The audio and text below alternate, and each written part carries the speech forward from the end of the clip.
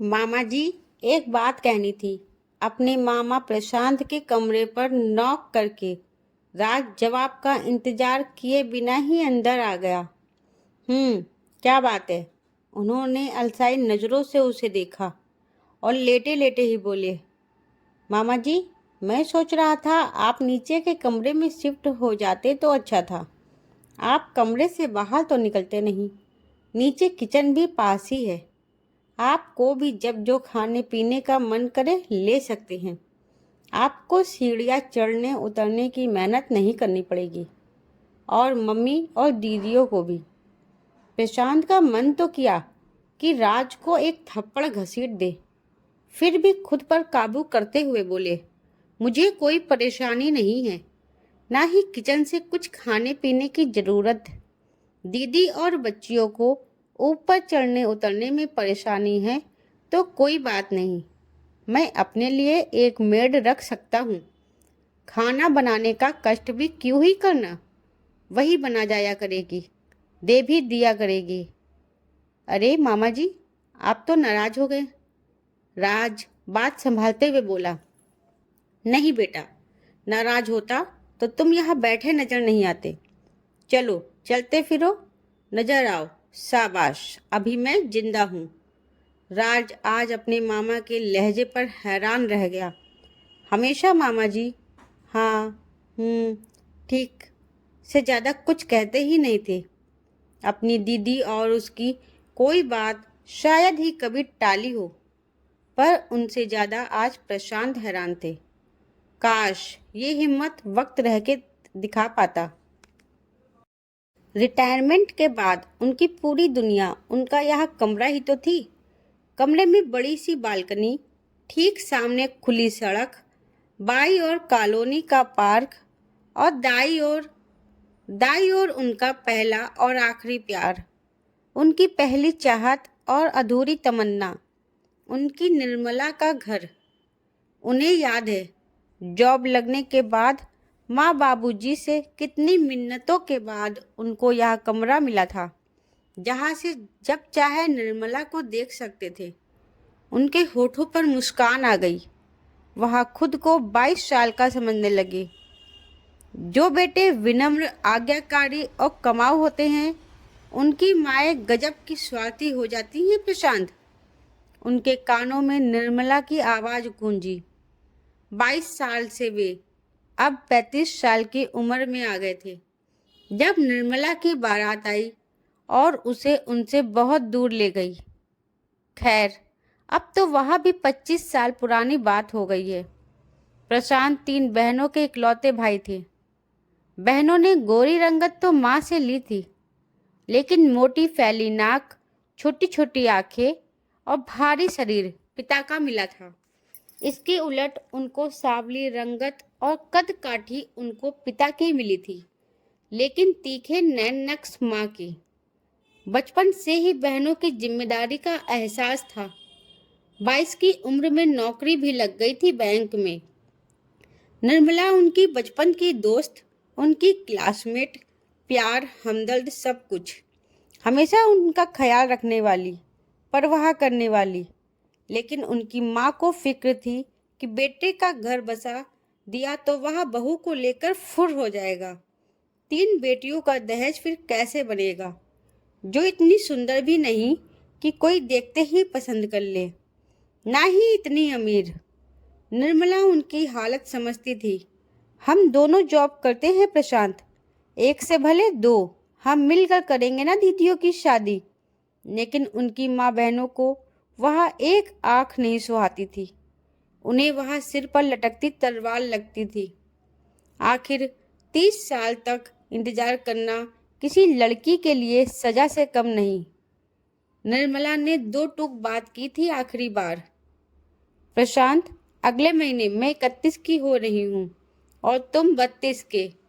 तुम्हारी सबसे बड़ी दीदी की शादी हो चुकी है, बाकी 2 की हम मिलकर कर सकते हैं। अब या तो अगले महीने तुम मेरा रिश्ता लाओगे या मैं माँ बाबा के लाए रिश्ते के लिए हाँ कर दूंगी। सब लाज शर्म त्याग कर आखिर प्रशांत ने माँ से बात कर ही ली। पता नहीं उस बुढ़िया में तुझे क्या दिखता है, एक से एक नई उम्र की सुंदर लड़कियों की लाइन लगी पड़ी है। बस तेरी दीदियों को उनके घर बार का कर दूं, फिर चांद से दुल्हन लाऊंगी अपने लाल के लिए, एकदम खिलती कली सी ताजा। और माँ वह बुढ़िया नहीं है, मेरी ही हम उम्र है, पढ़ी लिखी समझदार है, जॉब करती है, शुरू से हमारे हालात समझती है, सुंदर है, काबिल है। कब की ब्याह जाती अगर मेरे इंतजार में नहीं बैठती। ओहो, इंतजार में बिठा रखा है हमने। अरे भाई, गलती हो गई, पाप हो गया हमसे, क्षमा करो प्रभु, पैर पड़ते हैं तुम्हारे। सब मामला तय हो ही गया है बेटा, तो तारीख भी बता दो, कब आना है शादी में तुम्हारी। कितना कर्जा चढ़ चुका हम पर तुम्हारा। यह लो मेरे जेवर, इनको बेच दो, बाकी भी चुका देंगे बेटा, धीरे धीरे। बस कीजिए माँ, आप नाराज मत होइए, मेरा वह मतलब नहीं था। प्रशांत ने बेबस होकर कहता ही रह गया। लेकिन माँ, जो शुरू हुई तो चुप तभी हुई जब बोलते बोलते बेहोश हो गई। उनका बीपी शुगर सब शूट कर गया।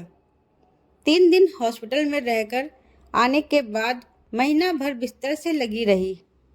ना प्रशांत में निर्मला से नजरें मिलाने की हिम्मत थी, ना निर्मला को उसकी सफाई चाहिए थी। यूं वह चुपचाप किसी और की दुल्हन बनकर विदा हो गई। 3 बहनों को निपटाते निपटाते प्रशांत 47 साल के हो चुके थे। उन्होंने दोबारा कभी शादी का नाम ही नहीं लिया। कभी कभी उन्हें हैरानी होती कि उनके घर वाले भी कभी बात नहीं छेड़ते थे। क्या सच में माँ अपनी संतानों से इतना भेदभाव कर सकती हैं? या यह भेदभाव नहीं, स्वार्थ था, ताकि बेटा उनके बुढ़ापे की लाठी बना रहे, बहू कहीं उन्हें दूर ना कर दे। बहनें अपनी गृहस्थी में मस्त थी। कभी बात निकलती तो कह देती, भैया ने शादी नहीं की, या कैसे कहती कि हमने होने नहीं दी। माँ बाबूजी को गुजरे कुछ ही दिन हुए थे कि बड़ी दीदी अपनी 10 साल की जुड़वा बेटियों टिया और जिया को और 8 साल के बेटे राज के साथ ससुराल से लड़ झगड़ कर जो वापस आई तो दोबारा गए ही नहीं। इस तरह वे कभी अकेले रहे ही नहीं। उनके सिर फिर बहन और भांजे भांजियों की जिम्मेदारी आ गई, जिन्हें वे अपने बच्चों की तरह ही चाहते थे। अब तो बच्चे भी जवान हो गए, पढ़ लिख कर जॉब करने लगे। 20 साल के खुशहाल वैवाहिक जीवन के बाद उधर पिछले साल ही निर्मला के पति का देहांत हुआ। उसकी माँ बहुत बीमार थी, तो वह साल भर से यही रुकी हुई थी। प्रशांत को लगा उनके मुर्दा जिस्म में जैसे जान लौट आई हो, लेकिन साल भर में भी वह उससे बात करने की हिम्मत नहीं जुटा पाए, जबकि ख्यालों में रोज ही उससे ना जाने कितनी बातें करती। आज जब राज की नज़र उनके कमरे पर थी तो उन्हें होश आया कि रिटायरमेंट के बाद वह बेकार सामान की तरह एक कोने में ही तो पड़े हैं। आज वह लंबे समय बाद खरीदारी करने निकले। नए कपड़े, जूते, परफ्यूम, उन्हें जिंदा होने का एहसास हुआ। तभी मॉल के एक रेस्टोरेंट में उनकी नज़र राज और काव्या पर पड़ी। काव्या निर्मला की बेटी। वह अक्सर कहा करती थी कि मेरा बच्चा बस एक ही होगा, चाहे लड़की हो या लड़का, एक की ही अच्छे से परवरिश करूंगी। उनके हाथों में शॉपिंग बैग थे। नजरें बचाकर वे फौरन बाहर हो गए। अच्छा, तो इसलिए राज को यह कमरा चाहिए था। रास्ते भर वे कुछ सोचते रहे, फिर सीधा अपनी बहन से बात करने पहुंचे। दीदी, राज और काव्या एक दूसरे को पसंद करते हैं। मुझे लगता है उन दोनों से बात करके उनकी मर्जी पूछकर उनकी शादी करवा देनी चाहिए। उस निर्मला की बेटी? ना बाबा ना। वे कुछ और कहना चाह ही रही थी कि उन्होंने रोक दिया। क्या बुराई है निर्मला में? और अगर काव्या भी उसकी ही परछाई हुई तो राज से ज़्यादा खुशकिस्मत कोई ना होगा। प्रशांत के तेवर देखकर दीदी ने पाला बदला। तुम ठीक कहते हो प्रशांत, बस जिया और टिया की शादी हो जाए, फिर राज की भी। दीदी, इतिहास खुद को दोहरा रहा है। जो मेरे साथ हुआ, प्लीज़ राज के साथ मत कीजिए। आपका बेटा है वह, मुझे बहुत प्यारा है वह बच्चा। उसे दूसरा प्रशांत मत बनाइए। प्रशांत की आंखों में आंसू देखकर वह भी शर्मिंदा हो गई। कैसे हो? ठीक हूँ। मैं भी ठीक हूँ। तुम तो पूछोगे नहीं तो मैं ही बता देती हूँ। कॉलोनी के पार्क में आज निर्मला से आमना सामना होने पर वे जैसे बुत बन गए। निर्मला रोज इसी टाइम वॉक करने आती थी। वहाँ मैं राज और काव्या के बारे में बात करना चाहता था। हाँ, जानती हूँ। काव्या मुझे सब कुछ बताती है और मुझे खुशी है कि कम से कम अपने भांजे के लिए बात करने की तो हिम्मत आई तुम में। 62 की उम्र में ही सही। निर्मला हंस पड़ी।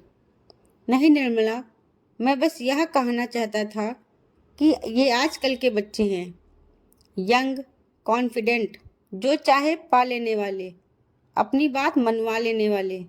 इनको जब सेटल होना होगा, शादी ब्याह करना होगा, कर लेंगे। तुम्हारी आधी जिंदगी मेरे कारण बर्बाद हुई, क्या तुम मुझे माफ कर पाओगी? नहीं प्रशांत, तुमसे प्यार करना और तुम्हारा इंतजार करना मेरी चॉइस थी। माफी की कोई बात नहीं।